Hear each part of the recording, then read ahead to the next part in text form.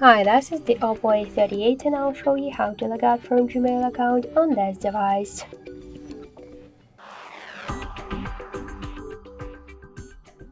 So first we should launch the Gmail application, and after that just tap on the right upper corner. To log out from one from these Gmail accounts, we should first log out from Google account in our device, and to do that tap to manage accounts on this device, click to Google section, select one from your accounts, tap to the three dots on the right upper corner and click to remove account, confirm your action, and now in Google account settings we just successfully log out from the Google account. So let's go back to the Gmail, let's refresh it, and we could see that we also log out from the second account in Gmail app.